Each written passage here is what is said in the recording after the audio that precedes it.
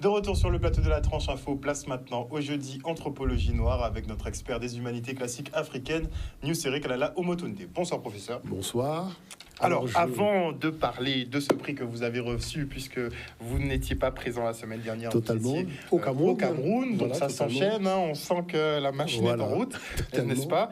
Et le cours en deuxième partie, donc sur les sapiens en Europe, vous avez des révélations, des nouvelles révélations à nous faire.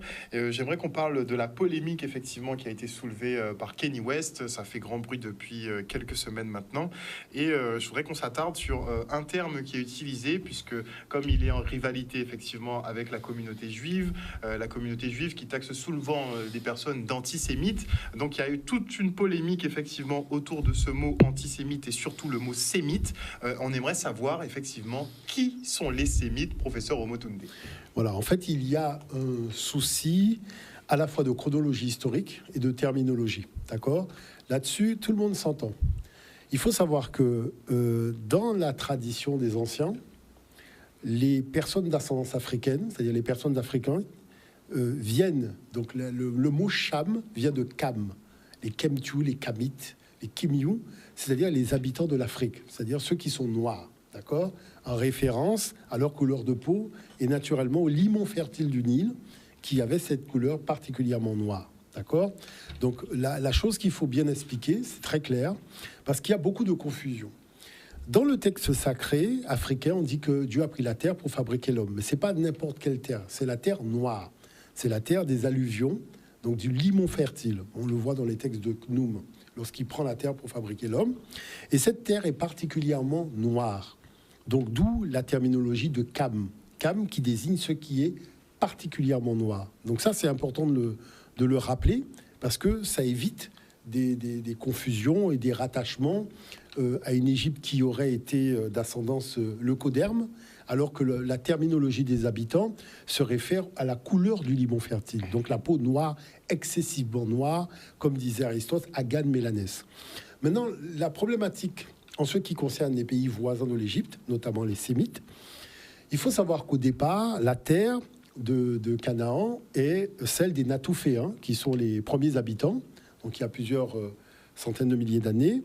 Et le Cananéen, qui est descendant des Natuféens, c'est le vrai habitant de cette terre. Le Cananéen, qui est d'ascendance africaine. Vous prenez les textes de Al-Masyoudi, les Prix d'or, vous prenez les textes de la Torah, vous verrez que le descendant Canaan est toujours attaché à Cham, donc qui vient de Kam, du Kam africain, donc égyptien, qui est le fils noir de Noé. D'accord? Maintenant, la descendance de Sem, parce qu'il faut savoir que les gens parlent beaucoup, mais est-ce que vous savez que l'enfant qui a eu le plus d'enfants, parmi les trois, regardez les textes, c'est le fils noir. Hein. Le fils noir, ici, il a eu 100 enfants, Sem en a eu 2 ou 3, hein. Et Japhet, n'en parlons pas. Bon, donc il faut pas oublier ça, parce que le taux de mortalité chez les Sémites était très élevé. Et on voit déjà que chez les Kamites, c'était vraiment pas le cas, puisque la descendance de Cham, elle est vraiment archi nombreuse. Elle occupait tous les pays d'Orient, ce qu'on appelle l'Arabie aujourd'hui, et même une grande partie de l'Europe. Tout ça était peuplé par des peuples noirs. C'est la descendance de Cham et compagnie. Maintenant, l'enjeu, c'est que les Sémites, qui sont des populations, je dirais, métisses, d'accord, hein, qui viennent de ces Européens, donc les Caucasiens qui ont quitté le lac Baïkal et qui sont descendus vers le sud. Pourquoi? Parce que c'était la glaciation vers le nord, ont rencontré des populations noires. Il y a eu un phénomène de métissage. Voyez? Et ce phénomène de métissage a fait que ces gens ont commencé à être de plus en plus nombreux, mais à garder la vie de nomade. Il faut savoir, le nomade, c'est un patriarcal, d'accord? C'est-à-dire qu'il n'y a pas d'égalité entre l'homme et la femme. Tandis que dans la tradition africaine, on voit bien très tôt, depuis l'époque fondatrice, c'est-à-dire avant Narmer, on a déjà des femmes qui sont reines, on a des femmes qui sont papes, on a des femmes qui sont chefs de l'armée, on a des femmes à tous les postes. N'oubliez pas que la première femme physicienne de l'histoire de l'humanité, nous sommes au 3e millénaire, c'est Pesséchette. Donc à partir de ce moment-là, on voit bien que le monde donc sémitique va chercher à se sédentariser au contact des peuples kamites, donc de tout le bassin oriental, Proche-Orient et Orient. Et donc, en cherchant à se sédentariser, ils vont tout simplement apprendre la vie sédentaire auprès des peuples africains. Et puis finalement, avec le déroulement de l'histoire, ils vont se substituer à ces peuples-là. Maintenant, la problématique dynamique dans laquelle nous sommes, c'est que certains pensent que les Noirs seraient auteurs de la Bible que vous avez, c'est-à-dire ce que les chrétiens ont écrit. Il faut savoir que nous sommes les fils et filles des descendants des bâtisseurs des pyramides. Donc le texte sacré africain, c'est de la physique quantique. Vous n'allez pas demander à des éleveurs de brebis de vous faire même au minimum la physique. D'accord ? Donc on vous dit Michaud veillait, on ne sait pas très bien ce qui veillait, mais en tout cas, nous, en ce qui concerne ce que nos ancêtres, en tant que prêtres astronomes, veillaient, ça a donné 3 pyramides sur le plateau de Gizeh, arrimées sur les 3 étoiles de la ceinture d'Osiré, qu'on appelle Orion aujourd'hui. Donc il faut bien comprendre une chose. Nous sommes victimes du fait que nous n'avons pas accès à notre boîte noire historique, c'est-à-dire nos textes sacrés. Nous n'avons pas accès à nos écrits, en plus écrits en hiéroglyphes, donc il faut encore apprendre les hiéroglyphes pour pouvoir comprendre ce que nos ancêtres ont dit, eux qui ont été les premiers civilisés de l'histoire de l'humanité, parce qu'il ne faut pas oublier que l'Égypte, c'est la mère de toutes les civilisations. Et donc c'est normal qu'elle a attiré vers elle donc le flux de tout ce qui souhaitait se sédentariser et qu'ils ont pris finalement comme modèle les traditions africaines. Regardez, imaginons que nous avons un débat sur cette question. Mais le débat est clos. On vous dit que Moïse a été formé dans toute la sagesse de Pharaon, non ? Où est l'école de sagesse sémitique ? Il n'y en avait pas. On vous dit que c'est quand même en Afrique qu'il a appris toute sa connaissance et qu'il est devenu puissant en parole et en acte, non ? Donc ça vous montre bien qu'il y avait ceux qui n'avaient rien, il y avait ceux qui avaient, c'est-à-dire le monde noir, et qui ont tout simplement ouvert leur école de savoir aux autres. Pythagore, Thalès, Platon, ils ont étudié où ? Pythagore a étudié pendant 22 ans en Afrique. La bibliothèque de la Grèce se trouvait à Alexandrie. Alexandrie, c'est en Afrique. Donc il faut bien comprendre que le contexte dans lequel on était à cette époque, c'est qu'il y a une civilisation qui est très avancée, qui est la civilisation africaine, et il y a des civilisations qui ont des années-lumière de retard. D'accord ? C'est toutes les autres civilisations. Maintenant, monsieur Kenny West, je lui dirais qu'il faut étudier. Vous voyez, il faut étudier parce que là, il se ridiculise même. En disant qu'il est descendant de Jésus. Non, franchement, il se ridiculise. Il se ridiculise. C'est-à-dire qu'il y a la problématique de fond, c'est qu'il y a un endoctrinement colonialiste qui est basé sur... D'ailleurs, vous voyez, des fois, je dis aux gens, mais regardez vous-même, n'importe quel témoin de Jéhovah ou adventiste qui frappe chez vous, avec un réveillez-vous, donc c'est-à-dire qu'on cherche à te faire t'endormir, et qui te dit, regardez les premiers papyrus, les textes qu'on a trouvés, déjà c'est sur papyrus, toujours trouvés en Égypte. C'est quand même bizarre que si le phénomène se déroule en Israël, pourquoi le match se joue à l'extérieur, jamais à domicile ? Puisque manifestement, le papyrus, c'est une invention de l'Égypte antique. Les textes sont des traductions même, le plus souvent, de textes hiéroglyphiques qui se trouvaient à la bibliothèque d'Alexandrie. Et je tiens quand même à rappeler que les pères de l'Église, c'est-à-dire Clément d'Alexandrie, Alexandre d'Alexandrie, Origène d'Alexandrie et bien d'autres, étaient originaires d'Alexandrie. Alexandrie, c'est l'Égypte. Et qu'est-ce qu'il y avait à Alexandrie ? La bibliothèque d'Alexandrie. Donc à partir du moment où ils s'asseyent et qui copient les textes et qui donnent à l'Europe une tradition qu'elle n'avait pas, parce que je tiens quand même à rappeler qu'il y a eu un seul Big Bang. Tandis que quand vous rentrez dans ces discussions, vous avez un premier Big Bang qu'on appelle l'Ancien Testament et un deuxième Big Bang qu'on appelle le Nouveau Testament. Mais attendez, c'est quoi cette affaire ? On ne peut pas avoir un ancien et un nouveau Big Bang. Il y a un seul Big Bang qui a créé... En tout cas, en ce qui concerne le monde africain, il y a un seul Big Bang, d'accord, qui a créé donc le monde et qui est à la base de nos textes, jusque dans les confréries africaines, c'est-à-dire chez les Dorons, chez les Mbok et ailleurs. Donc c'est ça qui est important, vous voyez. Mais c'est vrai que c'est quand même malheureux, parce que toute cette terminologie existe dans les dictionnaires hiéroglyphiques. Les gens n'ont qu'à les regarder, les définitions qui sont données. D'accord ? Nos ancêtres appelaient les Sémites, d'une façon générale, les Asiatiques, c'est les Nemyushai, hein, les nomades du désert. Hein. C'est ceux qui marchent à 4 pattes. Hein. Il y a des égyptologues français qui l'ont spécifié. Hein. Ce sont les vagabonds. Il faut pas oublier, faut parler des termes. Hein. Parce qu'aujourd'hui, on vous dit oui, les Sémites n'étaient pas considérés. Regardez ceux qui écrivent dans leur propre bouquin. Nul Égyptien ne s'asseyait à la table d'un Hébreu. Parce que les Hébreux étaient considérés comme impurs. D'accord ? Donc il faut voir les textes. Hein. la réalité, c'est qu'on est en train de planer parce que Hollywood a fait des films, mais je tiens quand même à rappeler que ces films, c'est de la science-fiction. Dans la réalité, les Sémites n'étaient pas considérés comme des êtres purs par les anciens. Lisez les textes. Et les anciens, les Al-Masuni et compagnie, sont relativement clairs. Maintenant, quand ils ont accédé à la sédentarisation, quand ils ont commencé à rentrer dans l'univers de la civilisation, même si quand vous allez dans certains pays, vous savez pas très bien s'ils se sont sédentarisés ou nomades, parce qu'il y a toujours l'attente pas loin. Mais toujours est-il que, dans le fond, il y a, je dirais, ce désir d'élévation d'une civilisation qui va puiser ces éléments de connaissance un peu partout, donc en Inde, en Égypte et ailleurs, et ça va donner, par exemple, la civilisation de Bagdad. Vous voyez? Mais en ce qui concerne cette tradition, il faut que les gens comprennent bien que lorsqu'on dit que Moïse a été formé dans la sagesse des temples d'Égypte de Pharaon, et c'est comme ça qu'il est devenu puissant en parole et en acte, il faut savoir qu'il a reçu un enseignement de l'Égypte, mais la culture dans laquelle cet enseignement s'est extradé au Proche-Orient n'était pas la culture africaine. D'accord? La culture africaine, c'est le matriarcat. La femme égale de l'homme. La femme, peut être pape. Les divinités, c'est-à-dire quand on prie une divinité féminine, elle a autant de pouvoir qu'une divinité masculine. Vous voyez? Ce n'est pas le cas. Parce qu'on vous dit que, par exemple, la Vierge Marie, il faut qu'elle appelle un homme pour pouvoir exaucer la prière de quelqu'un. Dans notre tradition, Asceta, elle exécute ta prière. Elle n'a pas besoin, elle n'est pas subordonnée à quelque divinité masculine que ce soit. Donc, voyez bien que le contexte culturel dans lequel le peuple évolue transpire sur sa tradition finalement religieuse. Puisque la tradition religieuse ne répare pas l'inégalité et l'injustice. Elle va conforter l'inégalité et l'injustice. Tandis qu'en Afrique, c'est parti tout simplement sur un équilibre qui fait que ce genre d'inégalité n'a pas existé. Donc les Sémites, si on doit reprendre, sont issus d'un métissage donc, entre les Européens. Totalement, mais ils ont été très marginaux jusqu'à ceux qui décident de se sédentariser. Ce sont des phénomènes très tardifs.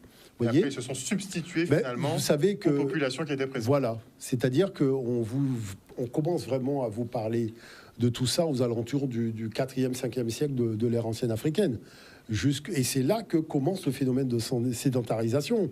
Bon, le monde arabe, c'est beaucoup plus tard. Donc, vous voyez bien que sur ce fond-là, il y avait une civilisation. Je tiens quand même à rappeler que quand on parle de la civilisation de l'Égypte, on parle de 5000 ans d'histoire.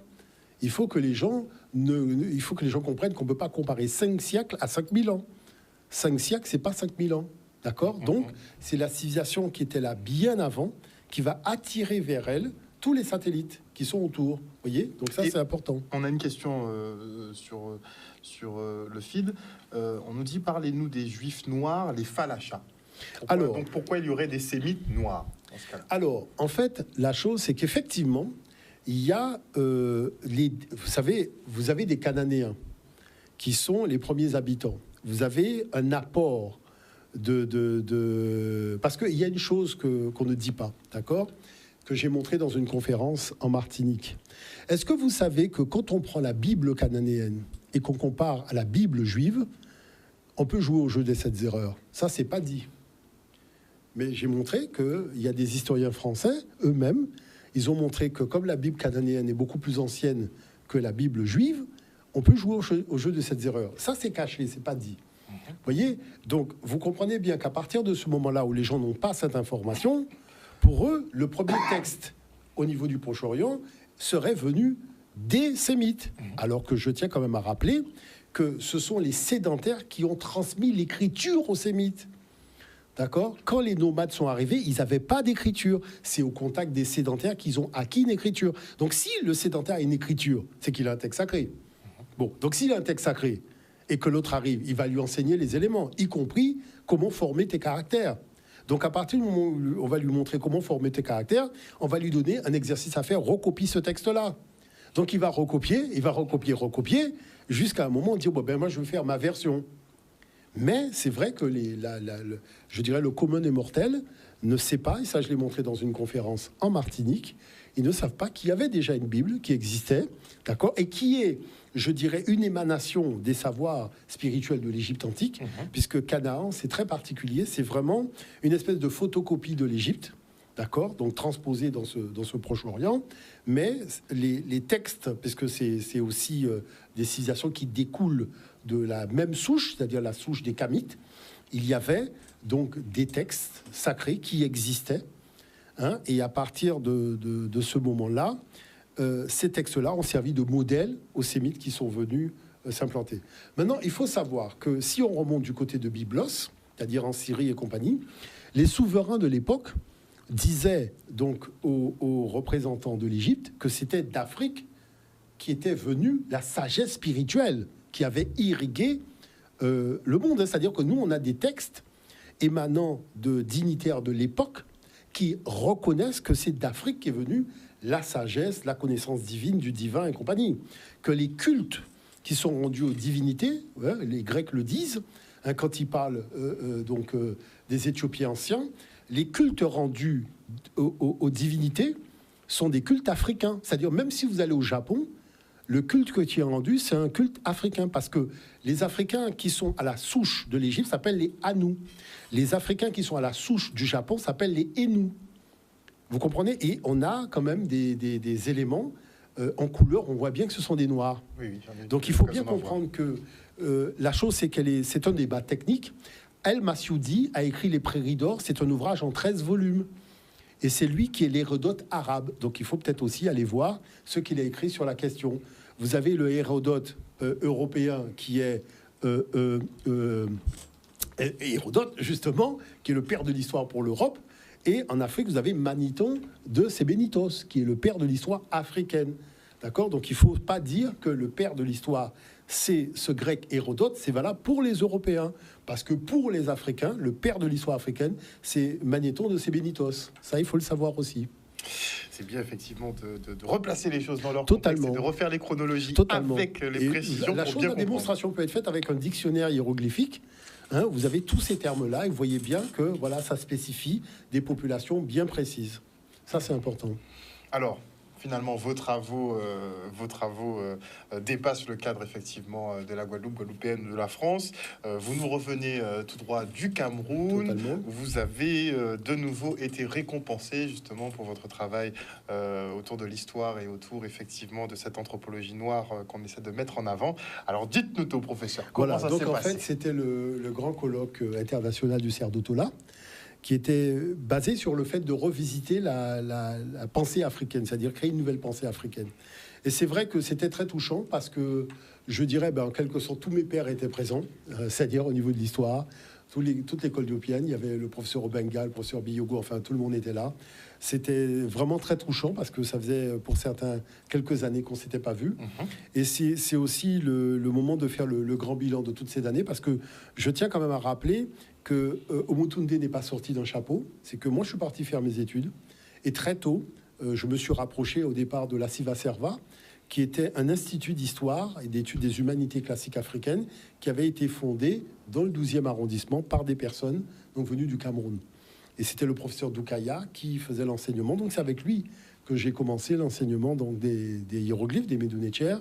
Et vous voyez, donc c'est important de voir finalement que le sérieux que j'avais mis dans ces études-là, ils ont vu véritablement que depuis le départ, j'étais très sérieux dans cette affaire. Vous voyez, et le fait de voir que après toutes ces années, que voilà, le travail a été fait et qu'aujourd'hui ils peuvent compter sur moi pour faire des interventions techniques, scientifiques, intervenir dans tous les milieux.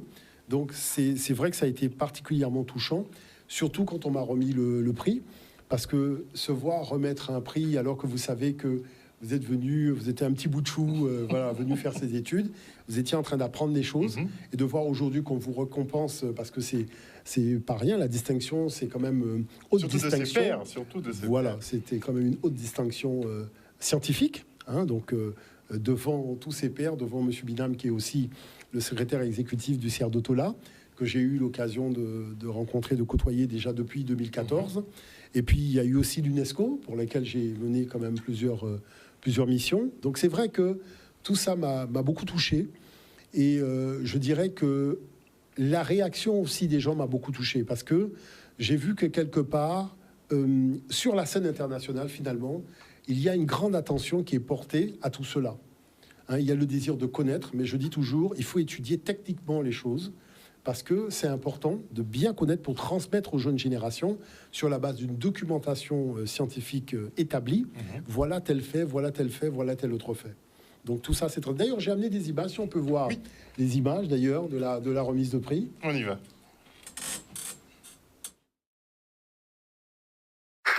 Un fidèle et trépidant serviteur de la cause africaine, Monsieur Kalala Omotunde.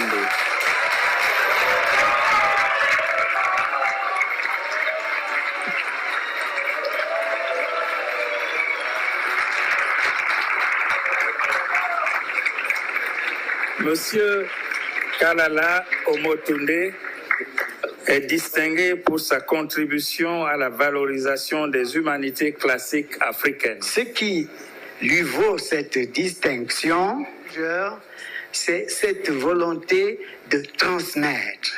C'est un grand maître de la transmission. Et le pont qu'il établit entre la diaspora et la mère, Kama, l'Afrique.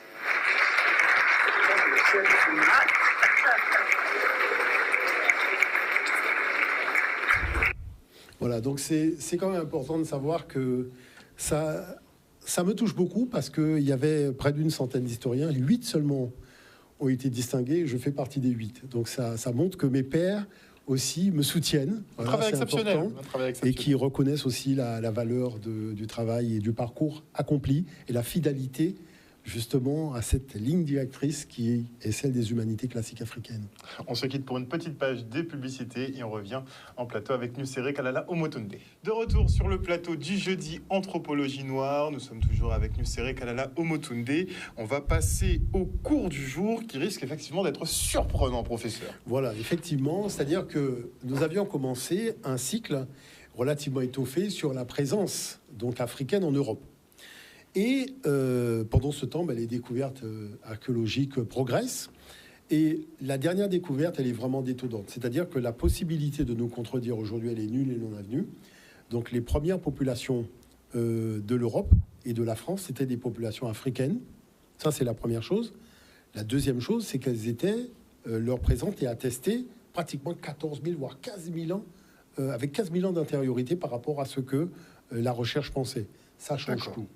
Pourquoi ça change tout? Ça change tout parce que la thèse était de dire que l'arrivée des sapiens avait entraîné de fait la disparition de l'homme de Néandertal.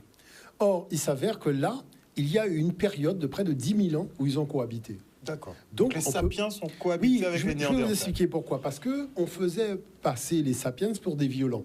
C'est-à-dire que voilà, ils ont attaqué les Néandertals et ils les ont tous tués. Oh, maintenant, la thèse, elle est plus valable. Alors, prenons le temps de regarder le document que j'ai amené parce qu'il est très intéressant à ce niveau-là.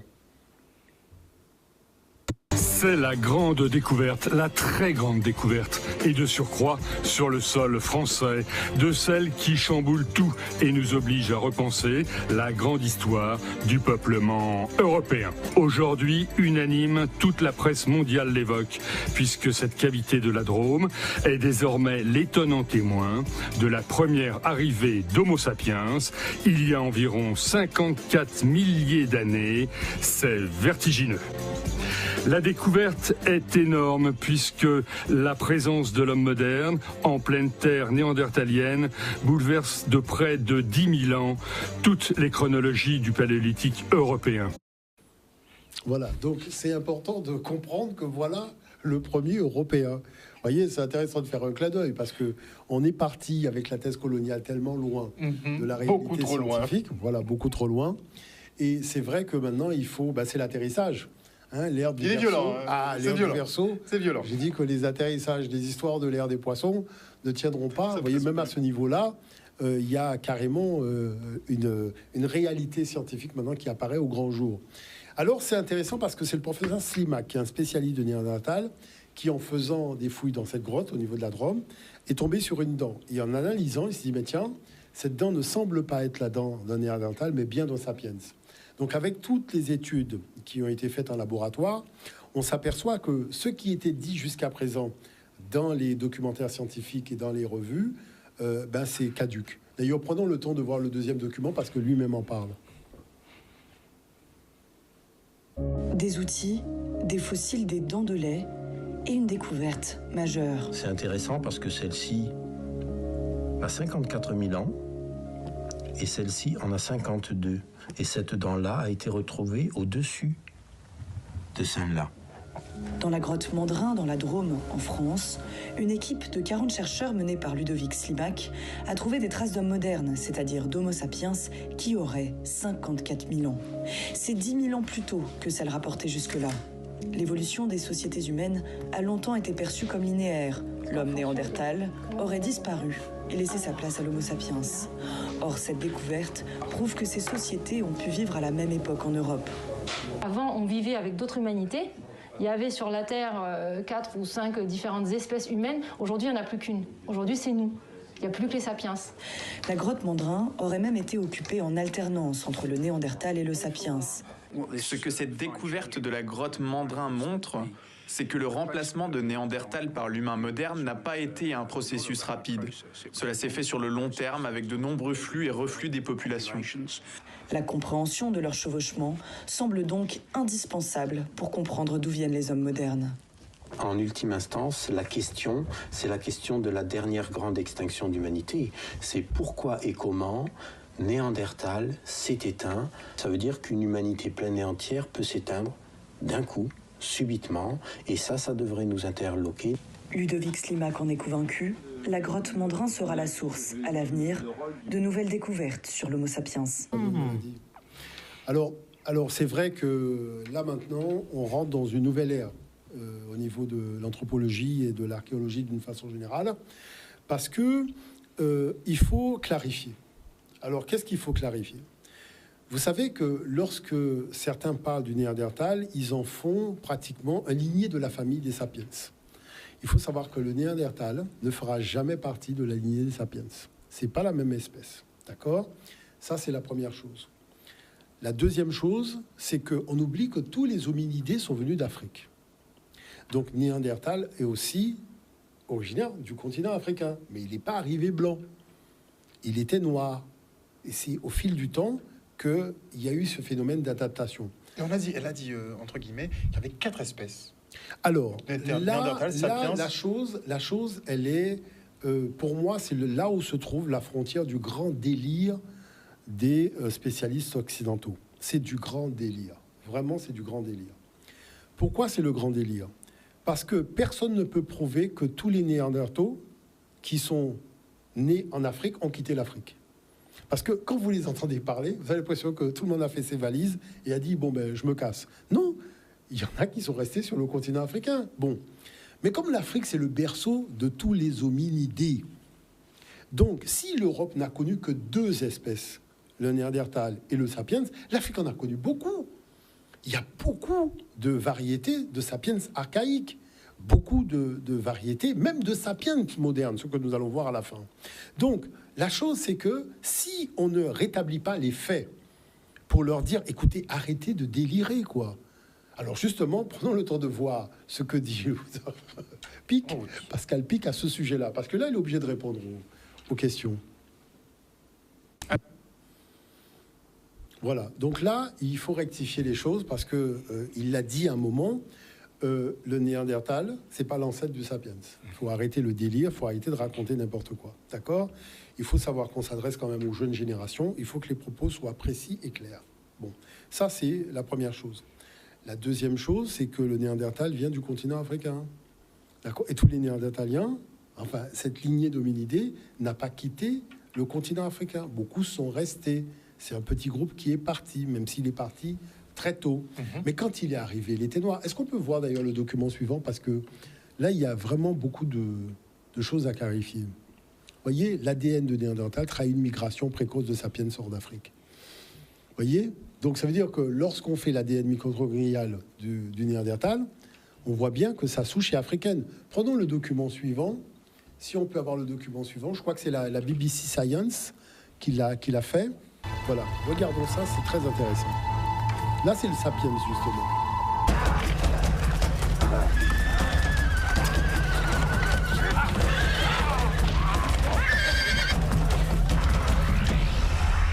Neanderthals were originally dark-skinned, but over hundreds of thousands of years, their skin color had become lighter. Ouais, le message est clair. Hein. Bon, alors déjà, vous voyez, les sapiens civilisés sont noirs. Les sauvages néandertals sont blancs. Vous voyez, mais on vous dit, attention, quand ils sont arrivés, ils étaient noirs. Et que c'est avec le temps, 100 000 ans, le phénomène d'éclaircissement de la peau a pris 100 000 ans. Donc voilà la réalité. La réalité, c'est que quand l'homme moderne africain civilisé arrive en Europe et en France en particulier, il tombe sur des habitants qui étaient des sauvages. Est-ce que vous comprenez l'affaire? Très bien. Et pas n'importe quel sauvage. Est-ce qu'on peut voir le document suivant? Parce que c'est important. L'homme de Néandertal, à Gouillet, il était cannibale. Si des cas de cannibalisme étaient déjà avérés, ils concernaient des populations du sud de l'Europe, en Espagne et en France. Plusieurs os humains ont été découverts à Goyer, issus de 6 individus différents. Une équipe scientifique internationale, dirigée par la Française Hélène Rougier, les a analysés. Certains des os, après avoir été nettoyés, fracturés, certains d'entre eux ont été utilisés comme outils, en fait. Voilà, donc on voit que on n'a pas le même niveau de civilisation entre le Néandertal, donc qui apparaît plutôt brut, même si je tiens quand même à rappeler que il faut pas nier quand même que Néandertal était doué d'une certaine intelligence, parce qu'il y a des outils donc qui datent de son époque et qui sont des outils quand même technologiquement assez bien faits, assez bien avancés. Même si cette modernité va venir avec le sapiens africain, c'est important de bien le signifier. Bon, mais il n'en demeure pas moins que vous voyez que la chose, elle est sue, mais elle n'est pas toujours dite, pour ne pas entacher l'image du Néandertal. Mais le Néandertal était cannibale. Voyez, donc on vous dit oui, le sapiens a détruit le Néandertal, mais le Néandertal se détruisait déjà, ils se détruisaient entre eux. Pourquoi on le dit pas? Voyez, donc tout ça, ça fait que il y a trop d'idéologie en fait, quant au fond, qui vient s'immiscer dans le discours scientifique en matière d'anthropologie, et qui fait que, vous voyez, depuis qu'on a commencé, on est obligé de clarifier. Maintenant, où je veux en venir? Je veux en venir que tout ce qui concerne l'histoire de l'Europe entre cette période de moins 60 000 jusqu'à la période de moins 3 000, c'est l'histoire africaine. Il faut vraiment... Pas autre chose. Non, c'est de l'histoire africaine. C'est-à-dire tout ce qu'on vous montre, Grotte de Lascaux, Chauvet, tout ça là, ce sont des Africains qui ont fait ça. Il faut que les gens arrêtent de raconter des histoires d'un mur debout. D'accord?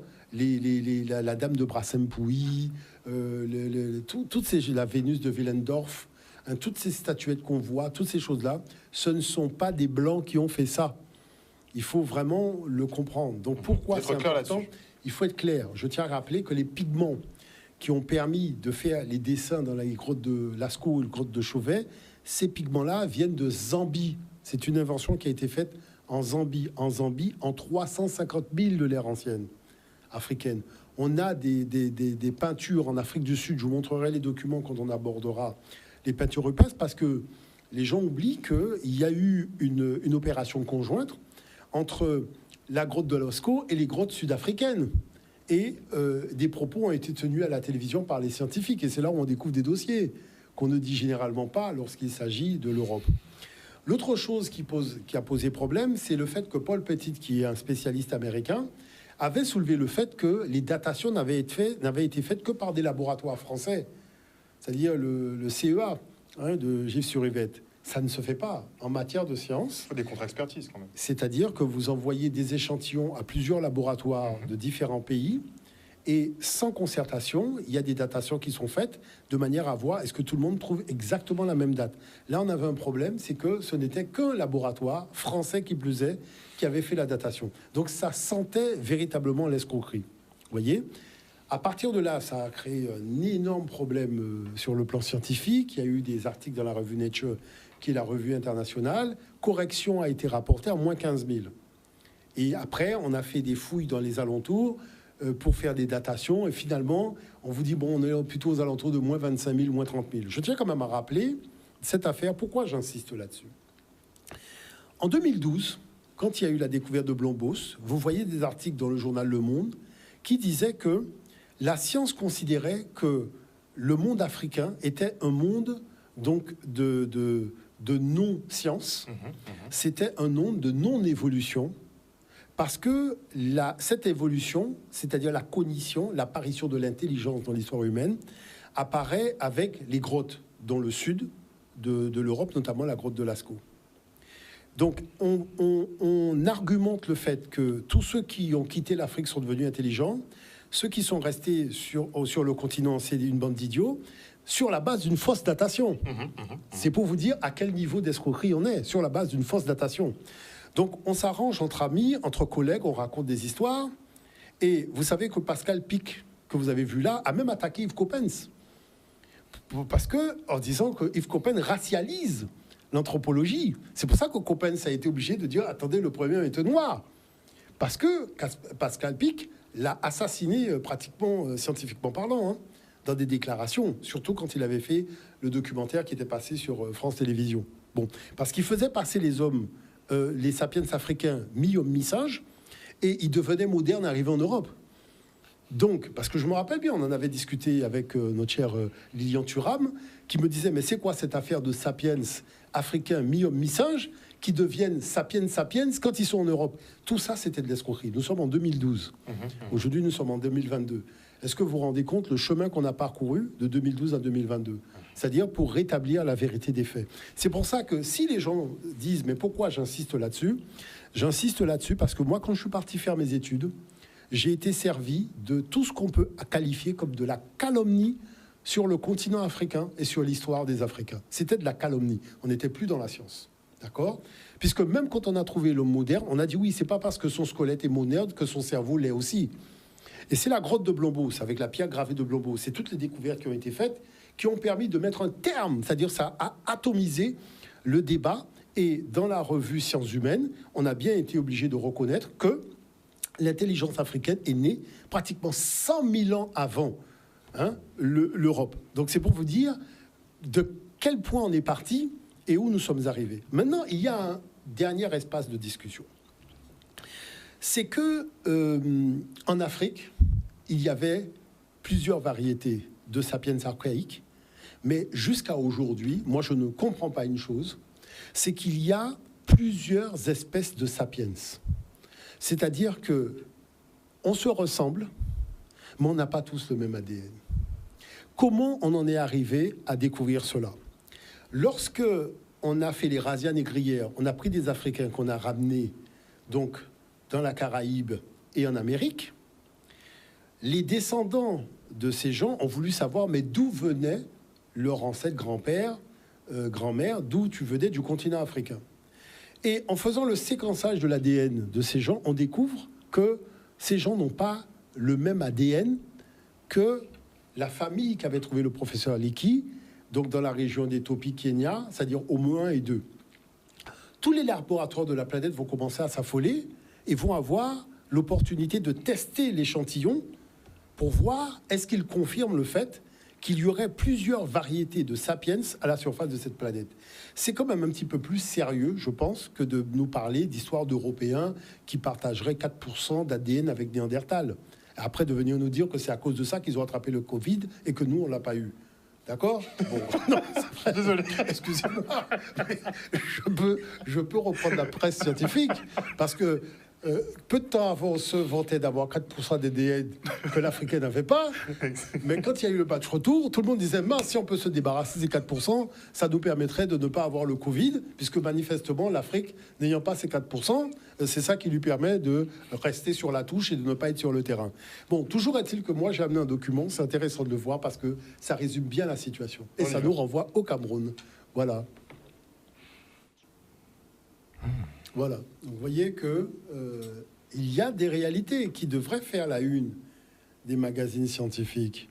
Parce que vous avez un ADN qui n'est pas parfaitement identique à l'ADN d'Homo 1 et 2, et pourtant, vous avez un métissage, c'est-à-dire un mélange d'ADN qui se fait, je dirais, sans aucun problème. Alors qu'en fait, il y a plusieurs variétés de sapiens. Vous voyez, avec cet exemple-là, qui concerne directement le Cameroun. L'autre chose, c'est que vous voyez que quand on va chercher le nom de son ancêtre en considérant que son histoire commence quand on arrive ici, c'est une escroquerie intellectuelle. Pourquoi ? Parce que l'ADN, c'est cette démarche-là, puisque c'est pour cette raison que il faut savoir que nous avons invité le laboratoire en Guadeloupe, qui nous a expliqué ce que c'est que l'ADN et qui nous a clairement expliqué qu'on peut avoir tout perdu, ton nom, tout ce que tu veux, mais ton ADN, tu peux pas le perdre. Et à partir de l'ADN, tout le monde peut savoir exactement d'où il vient en Afrique. Vous voyez, c'est pour ça que moi-même, j'ai fait mon test. Je sais très bien de quel village venait mon arrière-grand-mère, où sont mes ancêtres. C'est-à-dire, quand je regarde le globe, maintenant terrestre, je regarde l'Afrique, je peux dire mon arrière-grand-mère venait de tel endroit. Vous voyez ce que je veux dire par là ? Eh ben, c'est ça que... C'est tout professeur, on veut savoir. Ah non, mais du Cameroun, naturellement. C'est pas hasard. Moi, personnellement, quand on m'a dit du Cameroun, j'ai dit, alors là, je suis vraiment pas étonné, parce que pour les... Attendez, j'ai commencé les cours, la Siva Serva, c'était des Camerounais. Doukeya qui donnait les cours, c'était un Camerounais. J'ai dit, quand on commence à retracer la ligne, le fil directeur, Ménébuc, Salomon, il est Camerounais aussi. Donc j'ai dit, bon, finalement, on est retourné beaucoup plus tôt que prévu dans la famille. Mais c'est vrai que il y a cette particularité, je dirais, qu'on voit au Cameroun et dans d'autres régions en Afrique, c'est que, en fait, la variété au niveau de l'ADN est beaucoup plus étoffée sur le continent africain. Parce qu'on voit bien, il y a des particularités physiques dues aussi à la différence d'environnement. Donc, vous avez des gens plutôt robustes, trapus, des gens plutôt grands, minces. Mais c'est vrai qu'il y a quand même une chose qu'il faut relever, que la science commence aussi, je dirais un peu en catimini, à relever, c'est qu'il y a, au niveau de la variété des sapiens, je dirais quelque chose de très beau, c'est-à-dire que tous les sapiens ne sont pas forcément les mêmes, mais il y a la possibilité de se marier, d'avoir des enfants, ce qui n'est pas possible avec le Néandertal, d'accord ?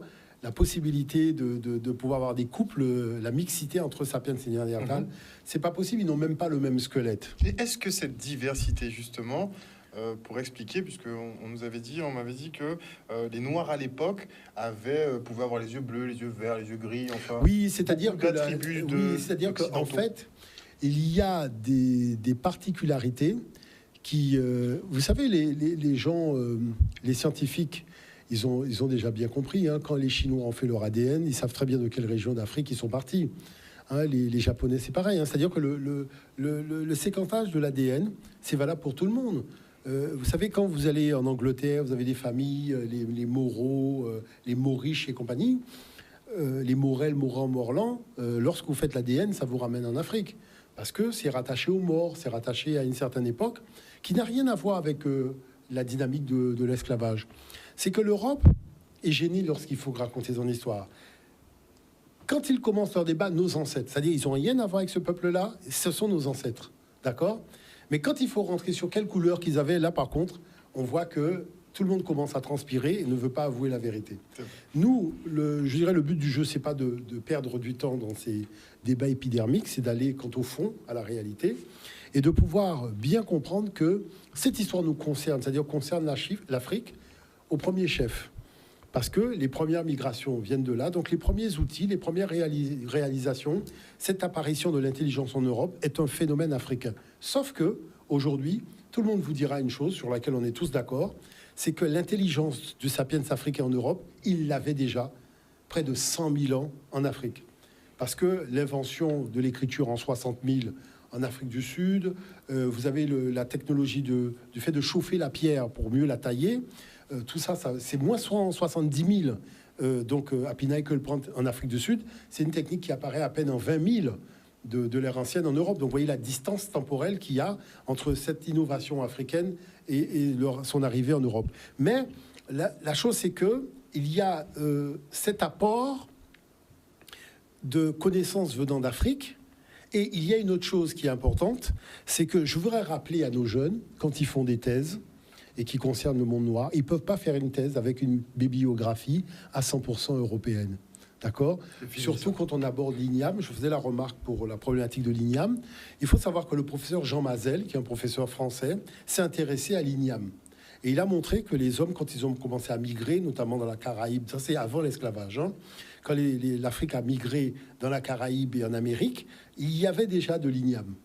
Et que dans les traditions les plus anciennes, on retrouve tout le long de la Caraïbe, Ziam, Niam, Yam, enfin, vraiment, la famille la voit. C'est quand même très étrange que ce professeur qui a pignon sur rue, le professeur Jean Mazel, quand même, qui a écrit Présence du monde noir, c'est un ouvrage qu'il a écrit dont il parle justement de cette affaire d'Ignam, que nos jeunes, quand ils font des thèses dans les grandes universités, il n'y a pas vraiment une bibliographie africaine, un peu comme si dans le monde noir, il n'y a pas de laboratoire de recherche, il n'y a pas ce genre de choses, ce qui est très étrange quant au fond, puisque parler d'un fait africain avec une bibliographie à 100% européenne, bon, on n'est pas dans le même paradigme, parce qu'il ne faut pas oublier que la matrice qui a donné naissance à cela, c'est quand même une matrice africaine. Donc il faut avoir une documentation africaine qui existe. Ça, c'est la première chose. La deuxième chose, il faut voir qu'il y a une espèce de continuation. L'homme africain n'est pas venu par l'entremise des bateaux négriers, il était déjà là avant. Hein, tout le monde le sait. Christophe Colomb lui-même l'a dit, les Barbosa l'ont dit, les statuettes l'ont montré, les Olmecs le montrent. Aujourd'hui, je dirais, c'est un débat obsolète, parce que tout le monde sait très bien que le premier arrivé dans la Caraïbe, et je tiens quand même à rappeler qu'il y a eu un article dans la presse française sur cette question, avec des fouilles qui ont été faites dans la Caraïbe et dans Limay. Ça, c'est pour les gens qui veulent s'amuser, d'accord? Qui ont montré que les premiers habitants de la Caraïbe, c'était quand même des Africains, d'accord? Et au niveau de l'Afrique, de l'Amérique, il ne faut pas oublier que Lucia, dont la tête et les vestiges ont brûlé dans le fameux musée qui a brûlé au Brésil, il n'y avait pas qu'un seul squelette, il y en avait une centaine. Et que l'étude que j'ai achetée montrait bien qu'un test ADN a été fait, on sait très bien d'où ces gens venaient d'Afrique, même si on veut les faire passer pour des gens qui venaient d'Australie. D'accord? Mais le test ADN, je tiens quand même à rappeler que le test ADN, l'étude a montré qu'on sait très bien d'où venaient ces gens du continent africain. Donc tout ça, c'est pour clarifier les faits, parce qu'il faut que les jeunes générations voient clair dans cette histoire de l'humanité avec un grand H. Voilà, c'est important. Merci beaucoup, Kalala. On vous retrouve donc la semaine prochaine pour un nouveau cours d'anthropologie noire sur Canal 10 Télévision. On espère que vous avez passé un bon moment en notre compagnie. N'hésitez pas à regarder, regarder les émissions si vous voulez faire vos recherches et peut-être contredire vos mots. Bon, ça n'est jamais arrivé, mais bon, on ne sait jamais. C'est-à-dire qu'il y a une documentation. Nous, on travaille sur la documentation. Bon, à partir du moment où ce sont des vues de l'esprit, bon, on botte en touche. Parce qu'il faut rester vraiment sur le fait scientifique. On est d'accord. On se retrouve donc la semaine prochaine pour un nouveau jeudi anthropologie. Bisous, bisous tout le monde.